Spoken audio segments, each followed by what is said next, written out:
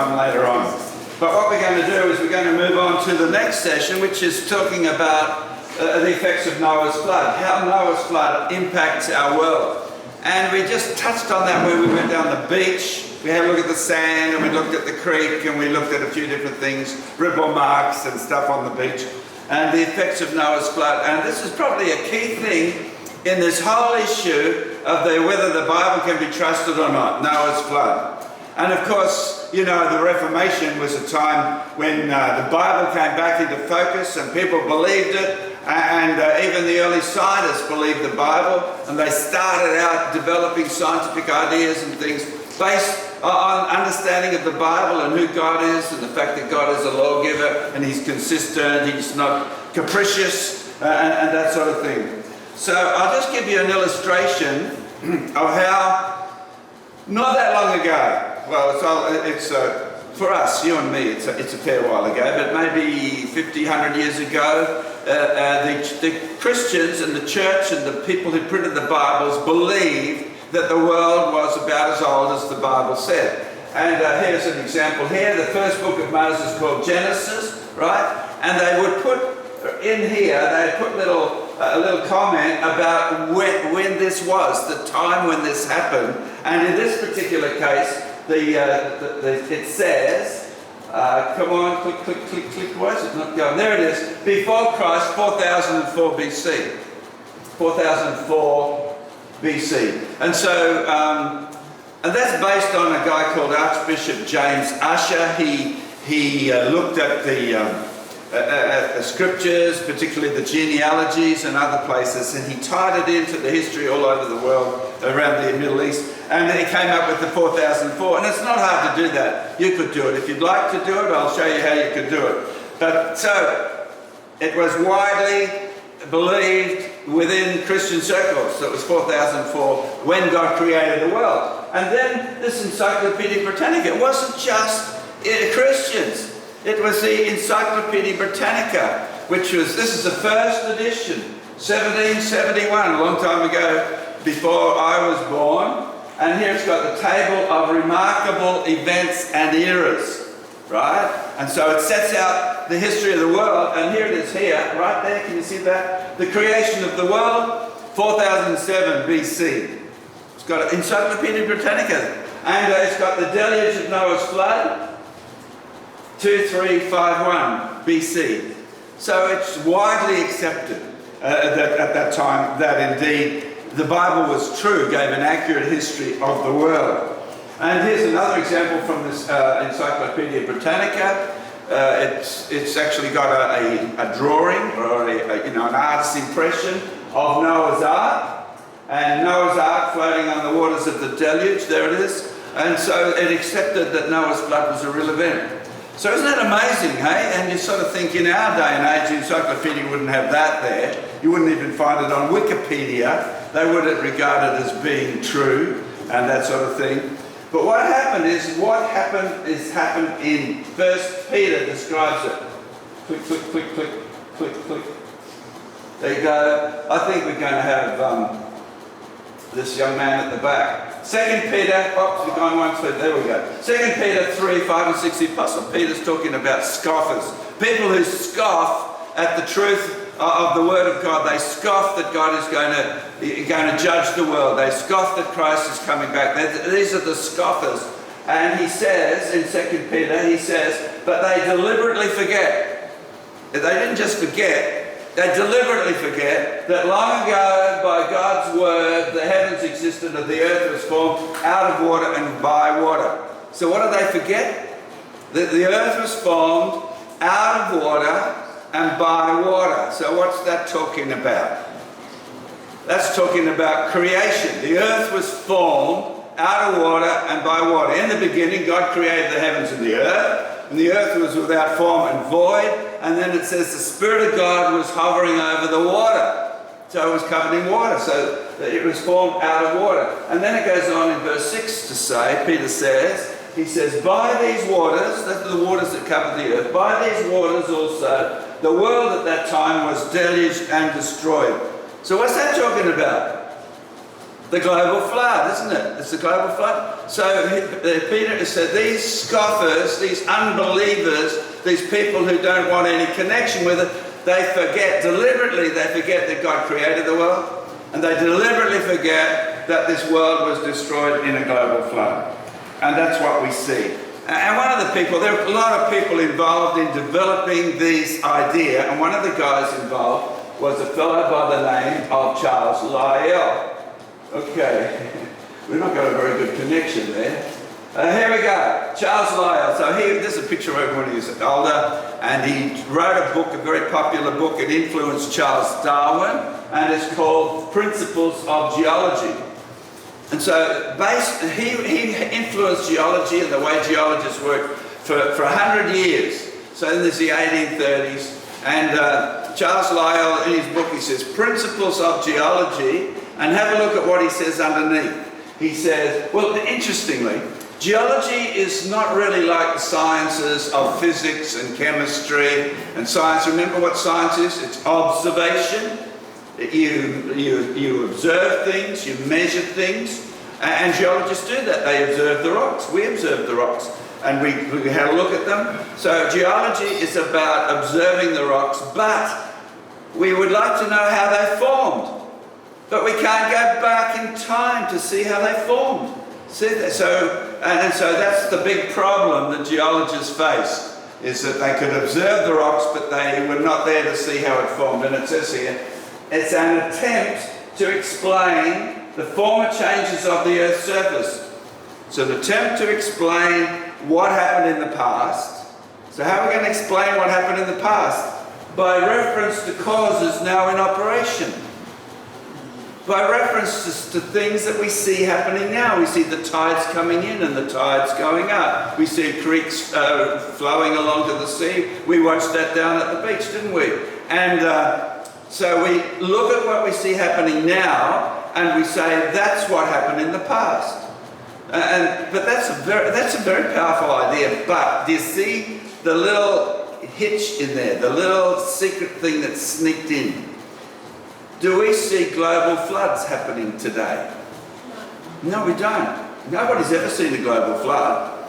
So according to this idea, we can't use a global flood as a way of explaining the world. And so that's the way geologists are. Geologists in the mainstream geology, there's a lot of creationist geologists these days, but that's the way they are.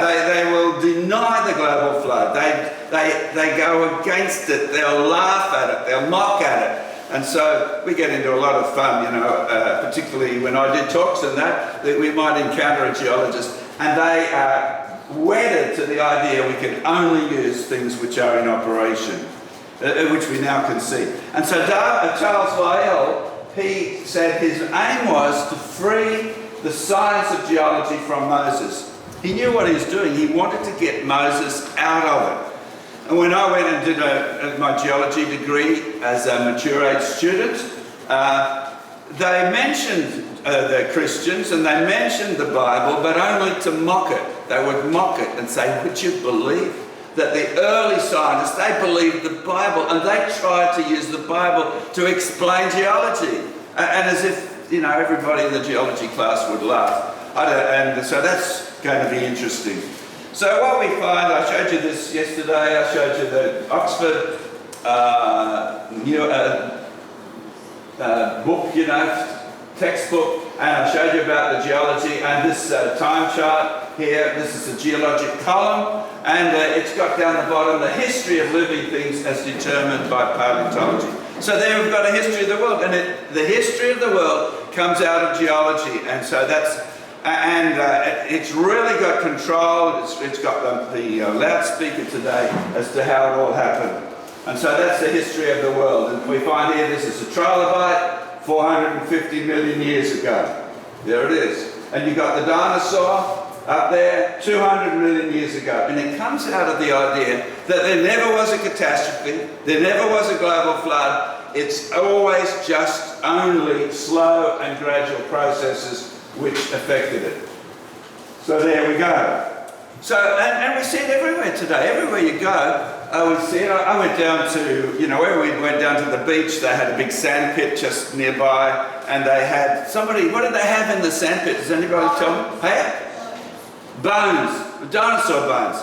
And so I was looking around to see if there was a sign about it, but there wasn't. But often you see those dinosaur bones, a dinosaur skeleton, and kids can uncover it. And it'll say something about, 100 million years ago, these dinosaurs roamed the area. Because this area around here, around Harvey Bay and around Maryborough, it's got a lot of Jurassic, you heard of Jurassic Park and Cretaceous rocks here. And so it's the same sort of rocks in central Queensland where they find dinosaur bones. But here we've got, for example, come on, move along, not Winnie the. I love this. You'll have to click it. There we go. I think you did. We go back. Whoa, that's it. Right, good on you, Jerome. So you go down to Tasmania, and here's a sign for tourists to look at. You've seen things like this, and it says something like 270 million years ago. So the education's out there, so you see it everywhere you go. The next one is, Jerome, the Glasshouse Mountains look at, just down the road, just south of Gympie. And here it is, 23 million years ago. If you go to the museum in Brisbane, there you've got it. This is a dinosaur that's found out in central Queensland, and it's called, it was found at Muttaburra. So what do you think they called it? Muttaburrasaurus. They did. They called it a Muttaburrasaurus. It's pretty good, isn't it? And so 100 million years ago. And I like to, particularly, primary school kids, I say, what do you notice about this dinosaur? What do you notice about this dinosaur skeleton? And they say, it's standing on its back legs. Yeah, something else I noticed. It's got a long tail. Yeah. What else? Looks like it had a beak, that's right. Thumb sticking up. And I say, there's something else, that's right, I noticed that, but something else. And then I'll say, well, what I notice is it's dead. And people laugh like that. Because it's obvious, it's dead, this thing's dead. And it's 100 million years ago. So what's that mean? That means death has been around for 100 million years. And they find in these dinosaur skeletons, in the spines of them, they find tumours, which are cancer tumours, the same that people get. So that means cancer tumours have been around for 100 million years. So that's the story that comes around, and I've mentioned this before about this, and that's really, this is part of the key as to why this is such an important issue, because that's evolution, death and suffering over millions of years. That's how we came about, through survival of the fittest. You see, but the Bible says differently. It says in Romans 5:12, as by one man sin entered the world, and death by sin. And so death passed upon all men because all have sinned. And we even know the name of the man. It was Adam, wasn't it? He was responsible. Eve took the fruit and she gave it to Adam, who was there with her. That's an interesting thing for those, when you get married and that, to realise about how men and women are wired differently. And so Adam was standing there with her, and he didn't try to stop her. He's probably thinking, well, what's going to happen? Interesting, isn't it? And so this thing here, it doesn't fit with the Bible. The Bible says that death has not been around for millions of years. It came as a result of when one man sinned, and death came as a result of man's actions. And so when we look at this picture, it was buried in Noah's flood. So the flood is the key to understanding these dead things, the fossils that we find, dead things in Noah's flood. Now, I got an email some time ago from a guy called Kenneth. He says, I was raised in the church until my teens before rejecting it and declaring myself an atheist agnostic. And that happens to a lot of people. I don't know if you know of anybody like that who sort of is growing up through the church and has thrown it all in. The creation-evolution issue was the number one sticking point for me. How could I possibly believe the Bible if it was wrong from the very start? And that's where a lot of people are in our culture today. They don't think the Bible is true. And they say, the Bible's not a science book. No, it's not, but it's a history book. The Bible is a history book. And I've put this up before, it's on your handout, about the 7 C's of history. And that's a really powerful way of sort of understanding the sweep of history. Creation, the curse, and then we're into Noah's flood, which we're looking at today. And it's the key. So we've got this thing, the history of living things as determined by paleontology. And what we do is we take the same information. It's a way of looking at the world. You take the same information that the geologists have found. There might be a few little adjustments we have to make, but basically it's the same. And these dates down the side, we get rid of those. And because nobody saw that. There was nobody with a calendar there keeping a track of the time. When they dig up a dinosaur fossil, it doesn't have a label on it which says, I'm 100 million years old. The dates are basically a philosophy. They come out of people's minds. So we get rid of that and we change the words a little bit. Not much. The burial of living things during the global flood. The burial of living things during the global flood. And so in mainstream geology, just sort of uniformitarian geology, the key is millions of years. Millions of years ago, millions of years this, millions of years that. That's the key, millions of years. But within biblical geology, the key is Noah's flood. During Noah's flood, as the waters of Noah's flood were rising, when the waters of Noah's flood were receding. So Noah's flood is the key to understanding it. Now I put up this picture yesterday just to show you the size of Noah's Ark. It's 140 metres long. And I need another click there. There it is, it goes, it's come up 140, longer than a football field. It had a capacity of 15,000 tonnes, stable, 3 decks. And a lot of this information is in Genesis chapter 6, 7 and 8. So that you can check that I'm not just making this up. So you go to Genesis chapter 6, 7 and 8, and it talks about Noah's flood. It talks about the size of the ark, it talks about how it had rooms on it, talks about the decks on it, and all the information is here in Genesis chapter 6, and then 7 is the flood, and chapter 8 is sort of going on with the flood, and the end of it. So you can check it out. And then we find, as we go along here, animals going on, 2 of every kind of air-breathing, land-dwelling animal. You know, some of these mockers, you know, they say, can you imagine the blue whale flapping up the gangplank to get on Noah's Ark? How ridiculous. Noah's flood never happened. You know, it's just a mythology that's in the Bible.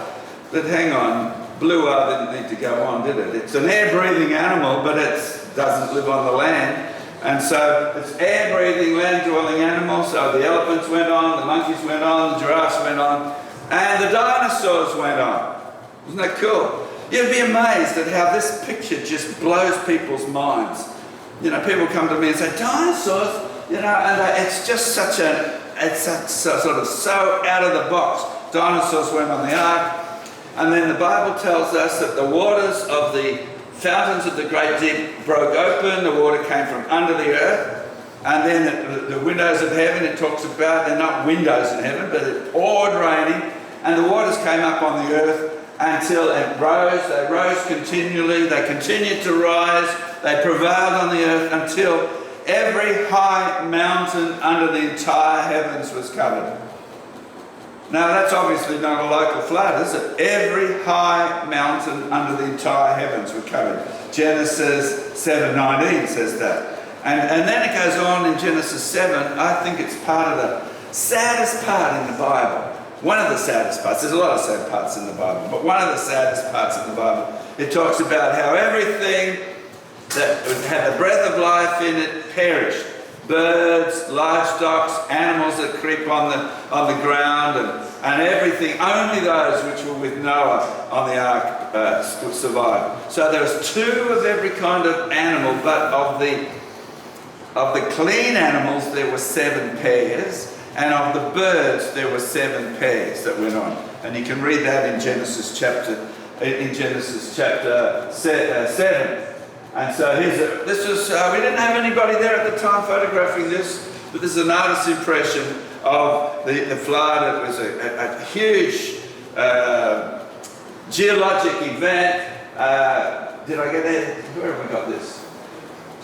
Do we have the animals? Yeah, go back. Go back one.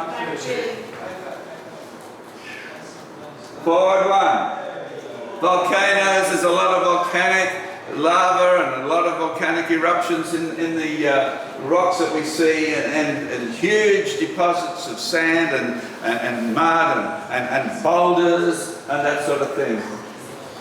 And so I need a rope to there. Okay, so this is Mount Everest. So we can see there. And the interesting thing, just throwing this up, is that did you know that on the top of Mount Everest there are fossils that people have picked up, and they are marine fossils which are found in the ocean? Did you know that? So there are marine fossils on the top of Mount Everest. And so the waters of Noah's flood covered the top of, well, they didn't actually cover the top of Mount Everest. The rocks at the top of Mount Everest were deposited in the ocean, and then towards the end of the flood, as the ocean basins and as the crust moved, it pushed up the mountains around the world, and it pushed up the mountains of Mount Everest, and so now they're well above the sea level. So Noah's flood washes away the millions of years. So this is the Mount Everest. You can see the sedimentary layers and other layers, and right at the top there's these Ordovician limestones which have marine fossils in them. Isn't that cool? And so if you go out to Richmond, Richmond is near Mount Isa. Has anybody been to Richmond? A few people there. I had his grandson. They worked there on the property for a while. And so Richmond, there was a farmer found a skull in his paddock, and he realised it wasn't a cow skull. So contacted the museum, and these are two paleontologists. Do you know what a paleontologist look like? That's them. That was Mary Wade and somebody Mobbs, Catherine Mobbs, I think, something like that. They're digging this thing out. It's lying on its back. It's not really hard rock. It's fairly easy to break this rock apart. And it's over 4 meters long, very long plesiosaur, a marine animal. So lots of marine animals died in the flood, but there was enough to survive. And also this is on display in the museum in Brisbane. You can go and have a look at it. So it was found up here at, those sediments are the sediments of the Great Artesian Basin, and that's where it was found. And near Fraser Island, see there? The sediments around where we are, similar sorts of sediments, and they find fossils of dinosaurs and that in those sediments, which is why they got a dinosaur in the sandpit just down there at the beach. And so it was buried quickly when these paleontologists were digging it up. They said there must have been some sort of a catastrophe here. Why would you think there would be a catastrophe? Because why? Yeah? There's a sea animal in the middle of Australia. A sea animal in the middle of Australia, that's right. But to preserve the sea animal, it had to be buried quickly. If you hit a kangaroo on the side of the road, within 6 months, 12 months, it's nearly all gone. So this would have had to be buried quickly, and even the bones in its flipper are preserved, indicating that unlike what Charles Lyell said, something happening which is quite different. And not far away, they found a land animal. It's called an ankylosaur, and this is on display in a tiny little museum, a tin shed up there at Richmond. It's very interesting to see, and you can see the details. You see the bones in its ribs. You can see its head. It's sort of its legs are a bit sorry, but anyway. And there, even in the head, you can see details of the ossicles in its skin. Isn't that cool? And they had a model of it there, an ankylosaur at Richmond in Queensland, and they called it a name. They called it Min Min. That's what they called it. And it wasn't just in Australia that the flood occurred. Noah's flood occurred over the whole world. Now, my wife and I went to Canada a number of years ago, and when we were in Canada, we came to a town called Drumheller. Has anybody heard of Drumheller? You've heard of it? I hadn't heard of it. and some people that we knew there said, you have to go and have a look at Drumheller. And there I am, welcome to Drumheller. Has anybody got any idea what Drumheller might be famous for? Dinosaurs. Dinosaurs. Where'd you get that idea? It's on the sign, that's right. And also all the rocks down there. All the rocks, you can see all the rocks. And they found dinosaurs all around there and all in this part of Canada. And they got a picture of the whole of the North of America was covered with water. And so as the waters receded, a lot of the sediments were eroded away, and so this is what's left.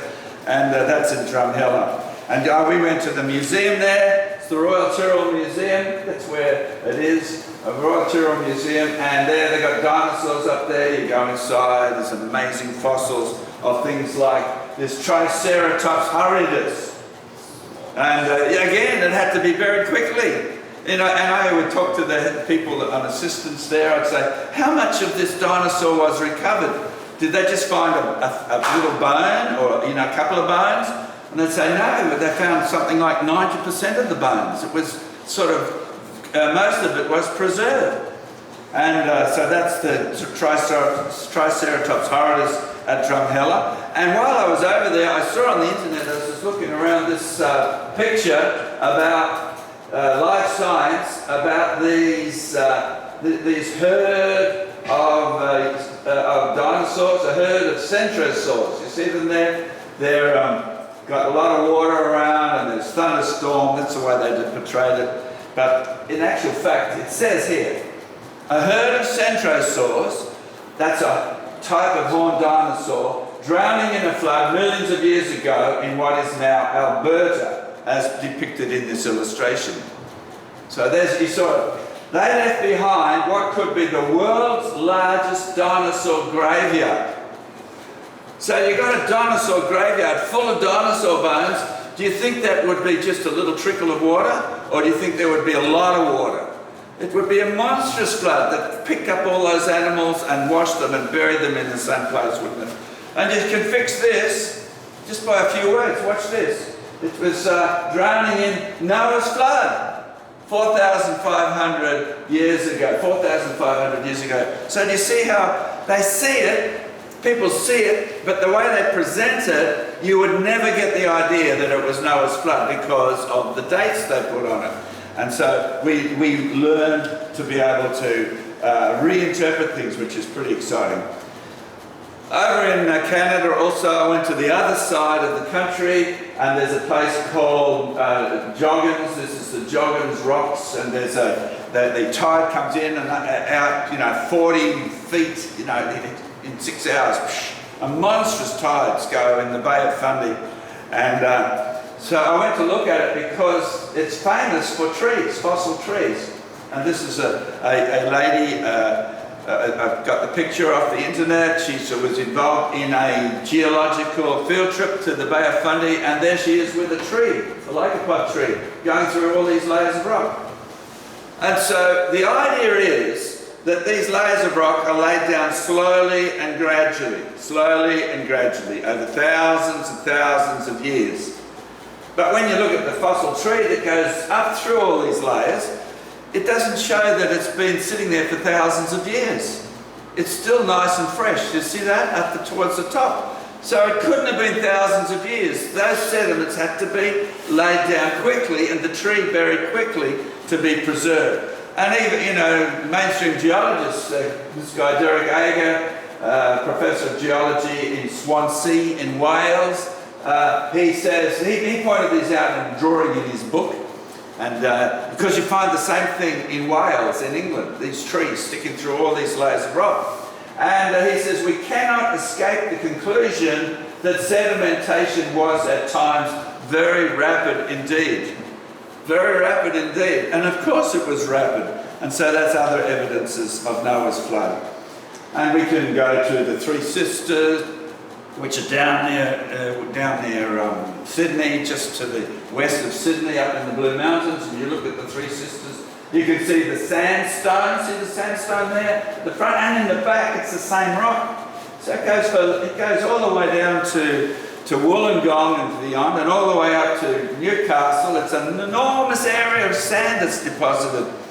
And so a person who's like a person who follows Charles Lyell and believes in slow and gradual processes, he looks at that and he says, a little bit of water and a long time.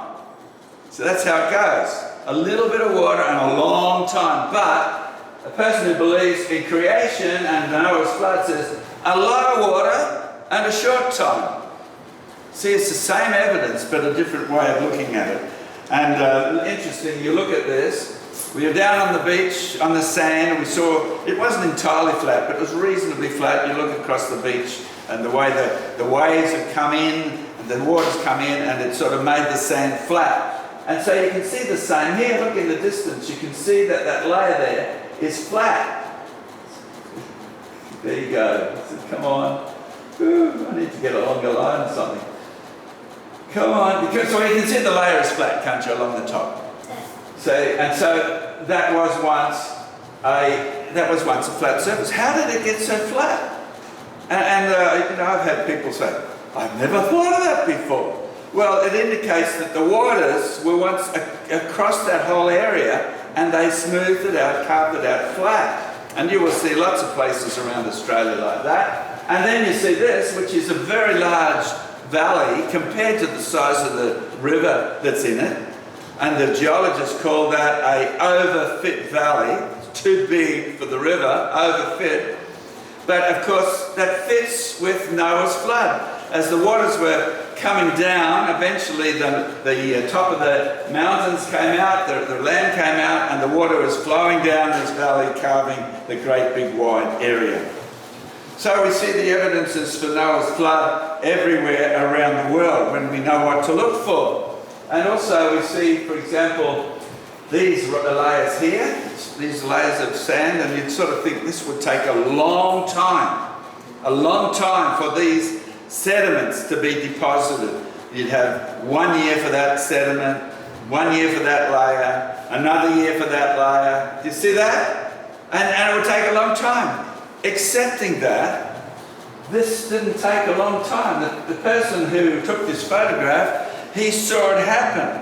It was an eruption of a volcano in the United States called Mount St. Helens. And these layers of rock here, they were deposited on the 12th of June 1980, just in an afternoon. And the sediments automatically formed into layers. Isn't that incredible? And then just nearby there, you've got a big valley like that that's about the size of a 40th the scale of the Grand Canyon. And see the little creek going down? It would take a long time for that creek to carve that valley, wouldn't it? Do you reckon it would? That's what you imagine, but you know what? That creek didn't carve the valley. There was a volcanic eruption and a lot of lava and mud came down the side of the hill and it carved it out in just about 1 day. 1 day. So people saw that happen. Isn't that incredible? And so that's again at Mount St. Helens. So there's a lot of evidence to indicate that geology doesn't happen slowly the way it's presented to us. Here's another example here, which is one of my favourite rocks. Have you got a favourite rock at home? Has anybody got a favourite rock? There's my favourite rock. Somebody saw it down the coast and they thought it was so good they sent it in to me. They wrapped it up in bubble wrap and put it in the post and sent it to me. What do you think of that? And there it is here. Isn't it cool?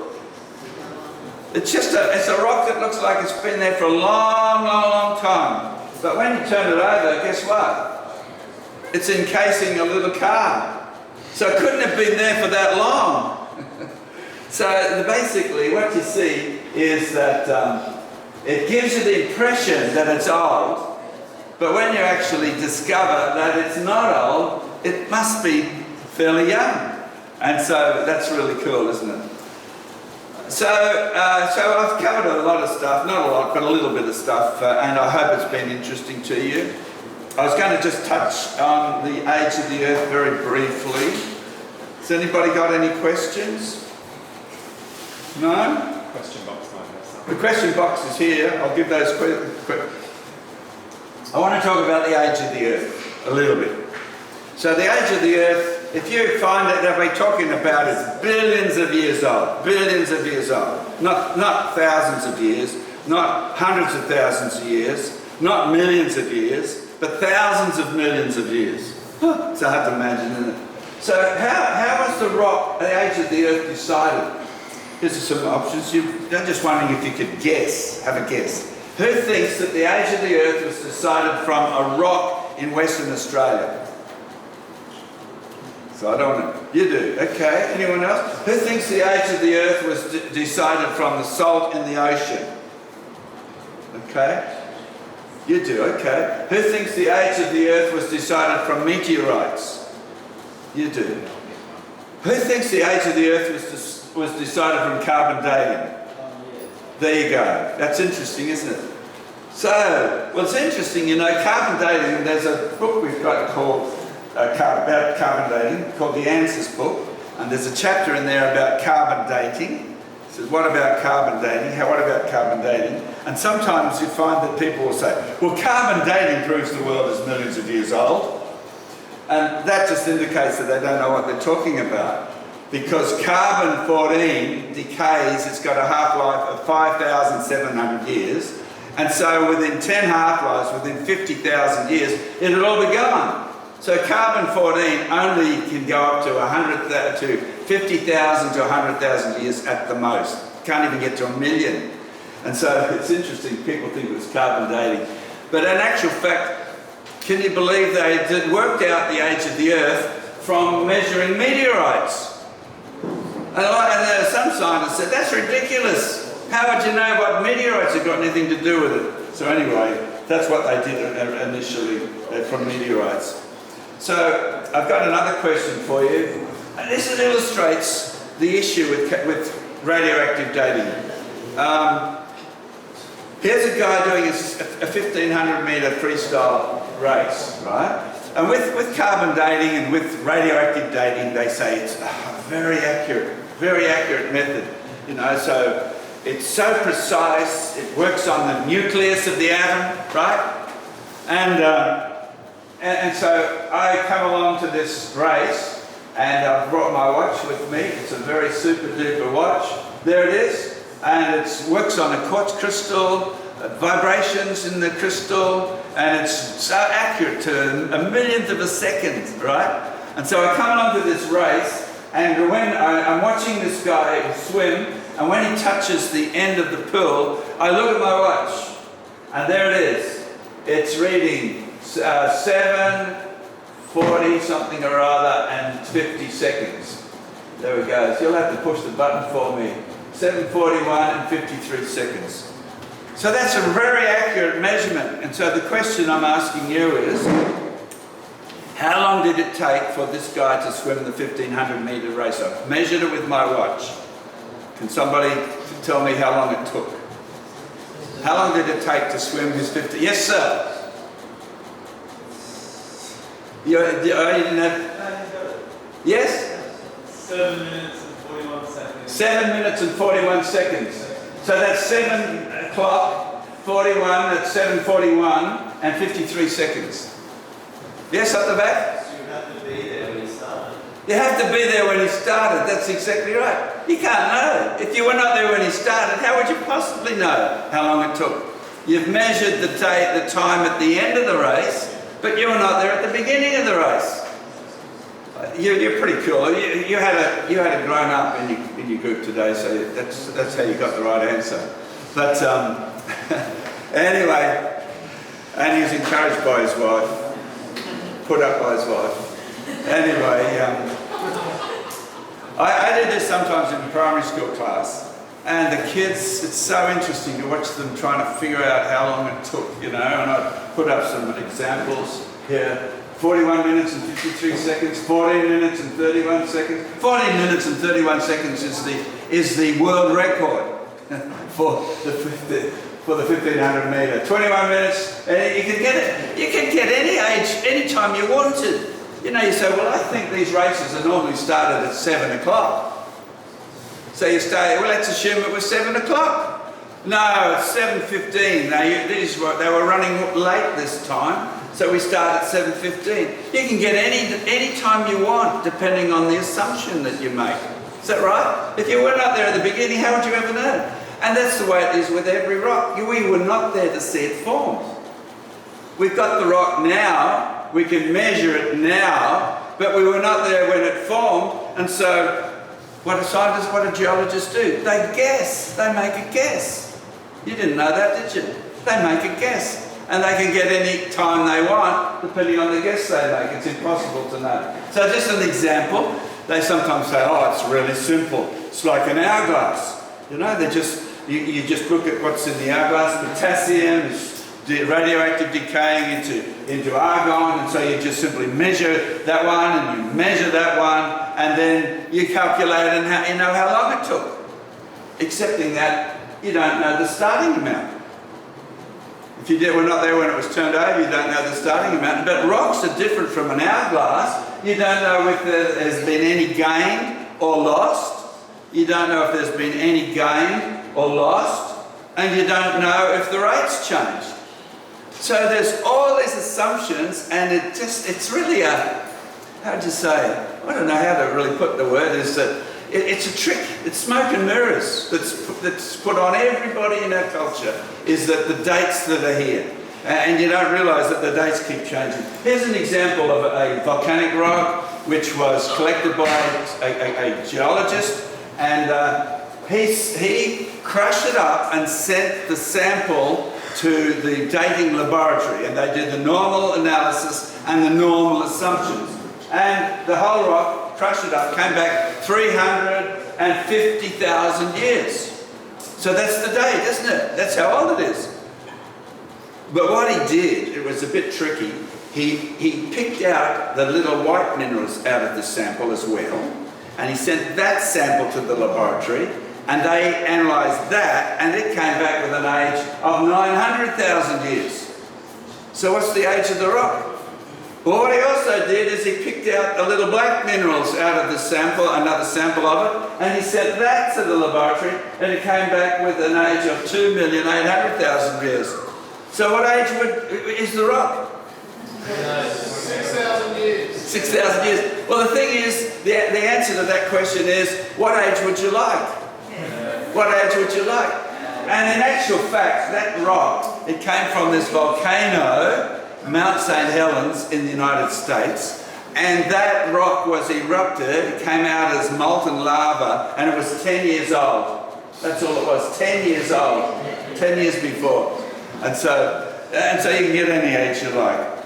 And so there's an article on the creation.com about how dating methods work, and the basic take-homes are there's no instrument can measure the age because you can't go back in time.